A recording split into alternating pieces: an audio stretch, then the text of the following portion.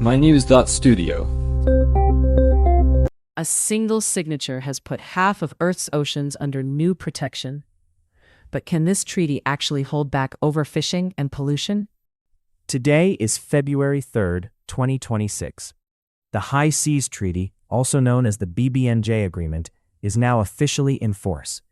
For the first time, we have a global legal framework to manage and protect marine biodiversity in international waters, which covers nearly half the world's oceans. Why did it take so long to reach this point? It honestly took decades of negotiations. One of the major challenges was that these high seas areas aren't controlled by any one country. Before this treaty, overfishing, pollution, and even deep-sea mining were mostly unregulated. Now that the treaty's in force, countries can set up marine protected areas and create rules for using resources. But is having the treaty alone enough?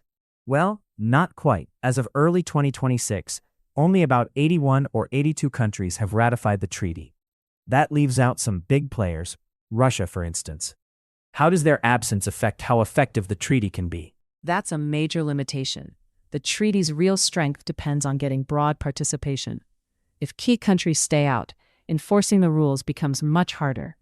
Only the countries that sign are actually bound by the rules, so those outside the treaty can still use those waters as they wish. How do you persuade them to join?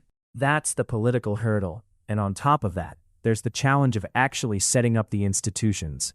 The UN Preparatory Commission has to move quickly before the first conference of the parties, COP1, later this year. What's at stake in that first big meeting? At COP1, countries will decide how to establish and manage marine protected areas. They'll use scientific criteria, like where biodiversity is greatest, how ecosystems are connected, and which areas are most vulnerable to threats such as overfishing or pollution. There's a global target to protect 30% of the oceans by 2030. But, and this is important, decisions require consensus. Can that really work when different countries have conflicting interests? That's definitely a concern. And then there's enforcement. The treaty mostly relies on diplomatic pressure, not strict penalties. So if a country ignores the rules, what actually happens? Mostly, it's diplomatic consequences. If countries that haven't signed overfish or pollute, there's no direct way to stop them. Compliance really depends on peer pressure and how transparent everyone is willing to be. But is that enough considering ongoing climate change, pollution, and heavy industrial activity? Probably not, at least not on its own. Another important part of the treaty is support for developing countries. There's funding and technical assistance, like the EU's €40 million Global Ocean Program and knowledge sharing through the BBNJ Secretariat. How much difference do those kinds of support programs make? They're vital. Many developing countries don't have the resources or expertise to watch over huge stretches of ocean. These support programs try to close that gap, providing new technology, training, and building up local capacity. Regional workshops, for example, like those organized by Rise Up in Asia, help countries prepare to implement the treaty. Does this make the system fairer? It's a move in the right direction, but the real test is whether these programs actually deliver.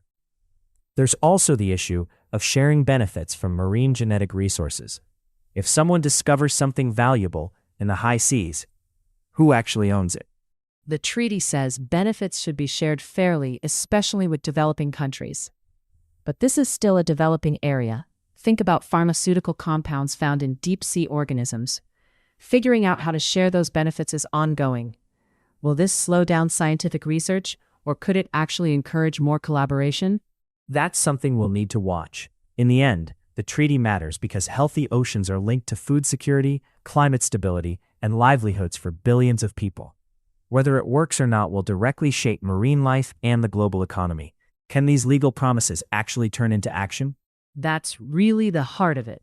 The framework is in place, but everything now depends on implementation, cooperation, and how willing countries are to put ocean health ahead of short-term interests. From the first global agreement to protect half the world's oceans to the challenges of participation, enforcement, and fairness, the High Seas Treaty is a real test of international cooperation. Thanks for joining us as we broke down the facts and looked at the tough questions. Thank you for listening. This episode was made possible by mynews.studio. You can try it now for free.